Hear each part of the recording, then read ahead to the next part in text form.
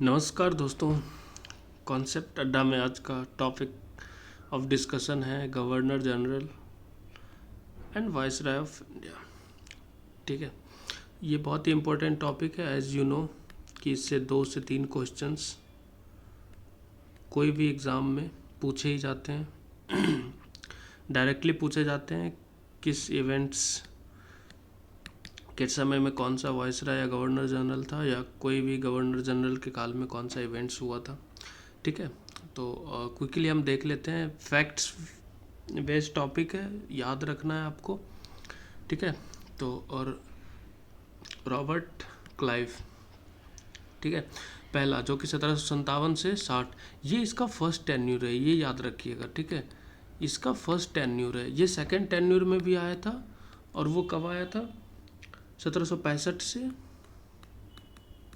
67। ठीक है, तो जब ये फर्स्ट टेन्यूर में था तो बैटल ऑफ प्लासी हुआ। ठीक है, ये 23 जून 1757 को हुआ था बैटल ऑफ प्लासी। ठीक है, उसके बाद जब ये सेकेंड टेन्यूर में आया, जब तो बैटल ऑफ बक्सर हो चुका था, एंड हो चुका था, और उसी वार को लेकर के ट्रीटी हुई थी, ट्रीटी ऑफ इलाहाबाद, कब? 1765 में। और ये इसी के समय में हुआ था, और इसी के तहत उसको क्या मिल गया था? Diwani rights of Bengal, Bihar and Orissa. ठीक है, और इसने ड्यूअल गवर्नमेंट इंट्रोड्यूस किया। ठीक है, ड्यूअल गवर्नमेंट का मतलब क्या हुआ? ड्यूअल गवर्नमेंट का मतलब हुआ कि अब जो है ना, टैक्स कलेक्ट करने वाला दो होता था, दो नुमाइंदा भेजता था। जैसे एक होता था ईस्ट इंडिया कंपनी का, जिसको कि हम लोग क्या कहते थे? दीवानी। दीवानी जो होता था वो गवर्नड बाय क्या होता था? East India company. ठीक है, एक होता था निज़ामी। ठीक है, निज़ामी को कौन? जो हमारा मुगल रूलर था। ठीक है, किंग था जो इंडिया का उस समय। तो ये ड्यूअल गवर्नमेंट सिस्टम को इंट्रोड्यूस किया। नेक्स्ट, सॉरी, हेनरी वेंसिटर्ट, ये 1760 से 65 रहा, और इसके समय में ही जो दोस्तों बैटल ऑफ बक्सर हुआ। ठीक है, तो बैटल ऑफ बक्सर का कभी कभी डेट पूछ लेता है, तो अक्टूबर क्या था? 22 एंड 1764। ठीक है, इसके बाद फिर क्लाइव आया था 65 के बाद, इसके बाद आया था सेकेंड टेन्यूर में। हाँ, ठीक है। Next, Warren Hastings. ये हाँ, ये इसमें एक चीज़ याद रखोगे दोस्तों, 1773 में अपना रेगुलेटिंग एक्ट आया था पहला, जिसके तहत क्या हुआ था? गवर्नर ऑफ बंगाल को क्या बना दिया गया था? Governor general of Bengal. तो ये 73 में हुआ था। तो इसको वारेन हेस्टिंग्स को हम लोग क्या बोलेंगे? First governor general of Bengal, और लास्ट गवर्नर ऑफ बंगाल भी बोल सकते हैं। ठीक है, और वही है, गवर्नर जनरल ऑफ बंगाल ये फर्स्ट हो गया। ठीक है, और रेगुलेटिंग एक्ट 1773 इसी के समय में आया था, उसी के तहत ये बना। फर्स्ट एंग्लो मराठा वार हुआ था जो 75 से 82, 1775 से 82, उसी के वार के एंड में जो ट्रीटी हुई थी, सालवाई ट्रीटी, इसी के समय 82 में।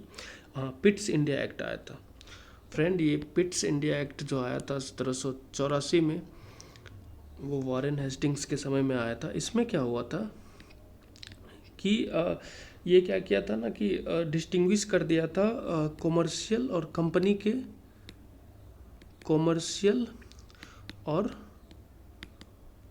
पॉलिटिकल फंक्शन को। ठीक है, तो ये दोनों को क्या किया था? डिस्टिंग्विश कर दिया था। तो ये याद रखिएगा। और फिर हाँ, और ये क्या हुआ जब ये यहाँ से गवर्नर जनरल ऑफ बंगाल का पद छोड़ के जब ये गए थे इंग्लैंड, तो इस पे करप्शन के चार्जेस लगे बहुत सारे, कि ये बहुत सारे पैसे लेके आए वहाँ से, करप्शन से कमाए हुए पैसे। तो इस पे जो है ना, ही फेस्ड व्हाट? इम्पीचमेंट।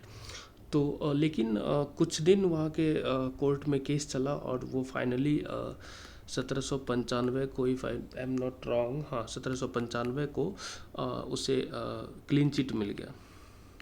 ठीक है, कि उसने जो भी किया वो ईस्ट इंडिया कंपनी के फ़ायदे के लिए किया, सो उसे क्लीन चिट दे दिया गया। देखो कॉर्नवालिस, लॉर्ड कॉर्नवालिस बहुत ही इम्पोर्टेंट, इसका सबसे फेमस जो इवेंट है वो है परमानेंट सेटलमेंट। इसमें ये क्या कर दिया था कि ज़मींदार जो भी लैंडलॉर्ड था उस पर टैक्स को क्या कर दिया था, फिक्स कर दिया था। रेवेन्यू उससे जो भी रेवेन्यू आती थी उसको फिक्स कर दिया था, ठीक है। अब देखो थर्ड एंग्लो मैसूर वॉर हुआ था इसके समय में, इंट्रोडक्शन ऑफ सिविल सर्विस को इंट्रोड्यूस किया इंडिया में, ठीक है। एस्टेब्लिश्ड जुडिशियल ऑर्गेनाइजेशन, और ये एक्चुअली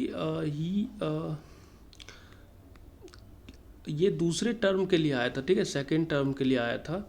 और लेकिन ये सेकेंड टर्म सर्व नहीं कर पाए क्योंकि उससे पहले ही जो है ना इसकी मृत्यु हो गई थी, ठीक है। तो 1805 में ये सेकेंड टर्म के लिए आया था, बट ये बिना पद संभाले पहले ही क्या हो गई थी, इसकी मृत्यु हो गई थी। तो इसे गाजीपुर, यूपी जो कि यूपी में है, यूपी के गाजीपुर में इसकी टॉम्ब है, ठीक है। नेक्स्ट है हमारा वेलेस्ले, इसका भी एक फेमस सब्सिडरी अलायंस है। ये कोई भी किंग से, जो भी किंग का टेरिटरी होता था उसको अपने अंदर करने के लिए ये उस किंग से क्या करता था, सब्सिडरी अलायंस साइन करवा लेता था। उसके बाद उसमें अपनी सेना रख सकता था ईस्ट इंडिया कंपनी, और वो सेना का खर्चा कौन देगा, वो टेरिटरीज ही अपना टैक्स कलेक्ट करके उसको देगा। अगर उस टेरिटरी पे कोई अटैक करेगा तो ईस्ट इंडिया कंपनी बचाएगी, या ईस्ट इंडिया कंपनी को अगर कहीं अटैक करना है तो वो उसका साथ देगा वो टेरिटरी, ठीक है। तो ये सब कुछ बहुत सारे पॉइंट्स हैं। तो ये बहुत ही इम्पोर्टेंट ये है इवेंट्स है सब्सिडरी अलायंस 1798 में वेलेस्ले ने स्टार्ट किया था, ठीक है।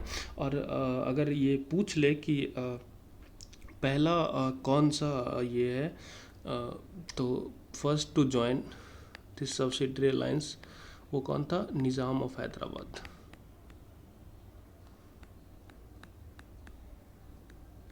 ठीक है। ये बार बार पूछा हुआ क्वेश्चन है। और सेंसरशिप प्रेस एक्ट लाया था 1799 में। सिक्योरिटी सेल इसी का कॉन्सेप्ट है। Establishment of fort William college in Calcutta 1800 ईस्वी में इसी ने इस्टेब्लिश किया, वेलेस्ले ने, ठीक है। नेक्स्ट लॉर्ड हेस्टिंग्स 1813 से 1823 तक रहा, ठीक है।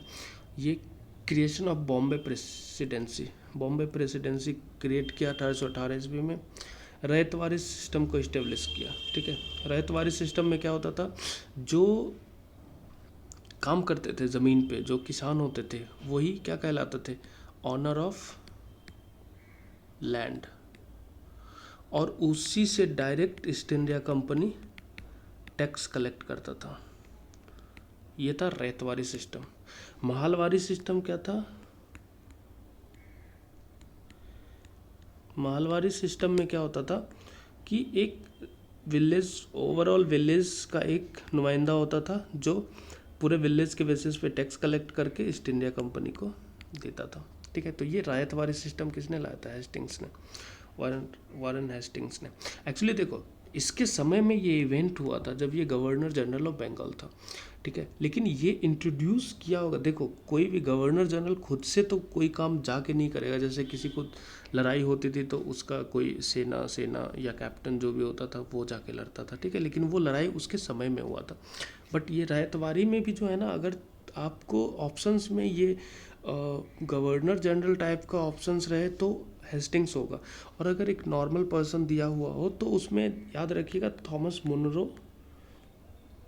एंड रीड, ठीक है। ये दोनों नाम फेमस रहेगा, ठीक है। ये दोनों ने फाइनली जाकर के अप्लाई किया, लेकिन ये इवेंट जो हुआ, रैयतवारी सिस्टम इंट्रोड्यूस हुआ था, वो गवर्नर जनरल हेस्टिंग्स के समय में हुआ था, ठीक है। एवोल्यूशन ऑफ सेंसरशिप, ठीक है, इसके समय में हुआ था। एवोल्यूशन ऑफ सेंसरशिप को एबोलिश कर दिया था, ठीक है।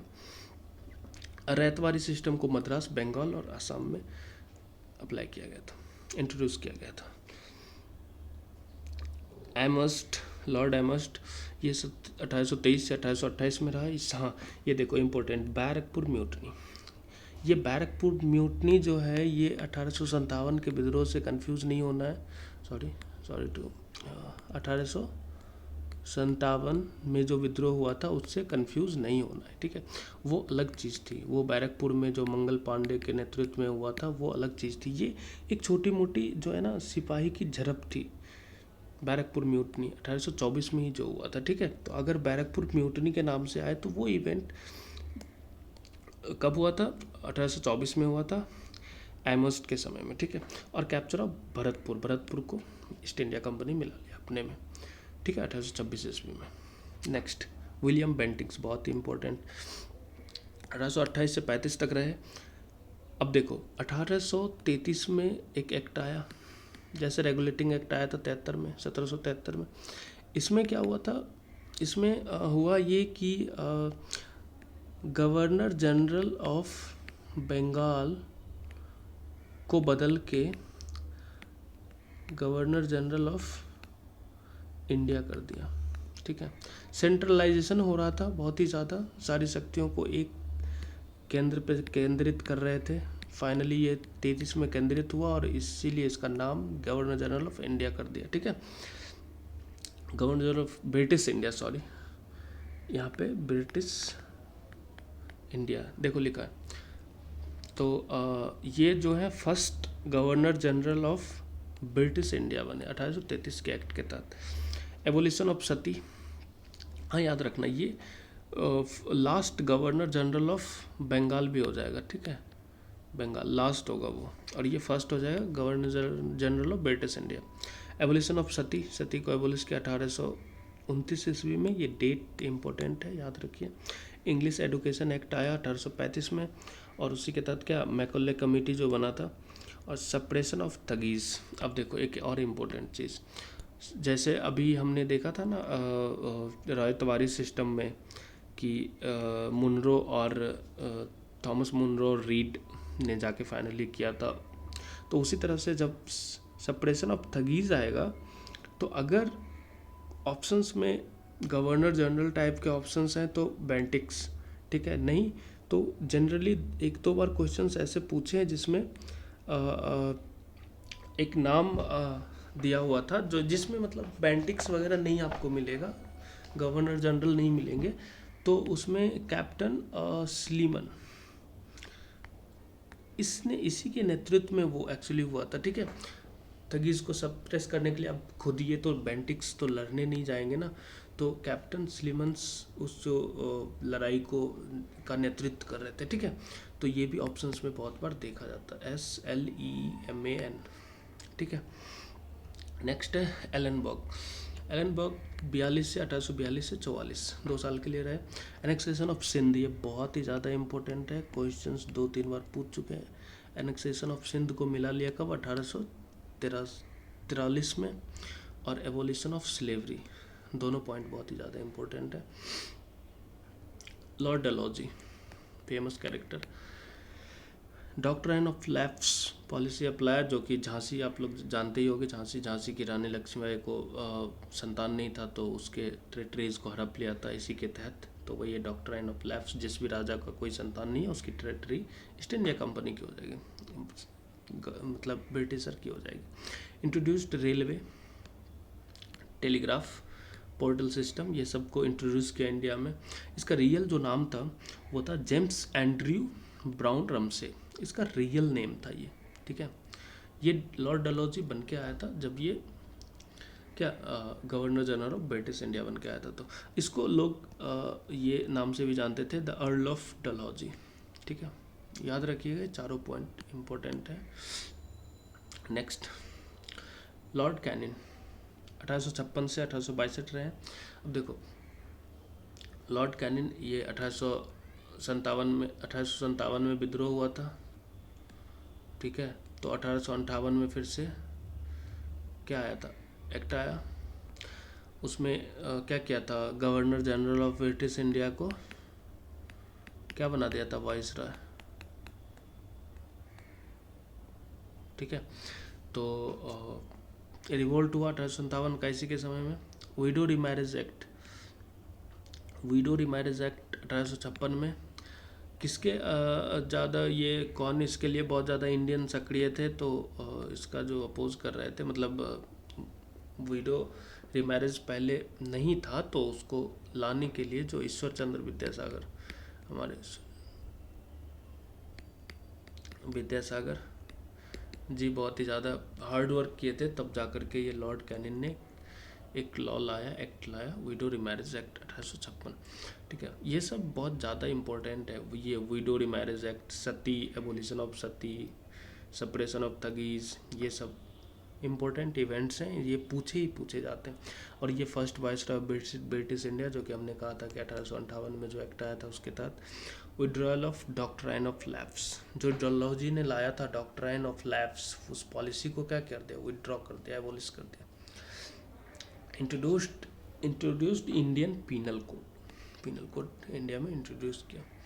लॉर्ड मायो 1869 से 1872 तक रहा, 3 साल के लिए रहे।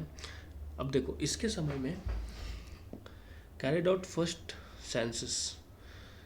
सेंसस कब हुआ था हमारा, तो हमेशा 1872। लेकिन अगर पूछेगा फर्स्ट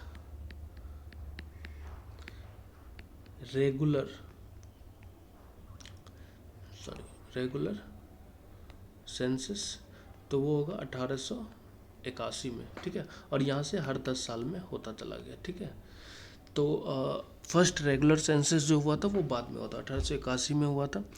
लेकिन ये फर्स्ट सेंसस 1872 में करवाए थे, और इसको करवाने के लिए उसे क्या करना पड़ा था, establishment of statistical survey of India.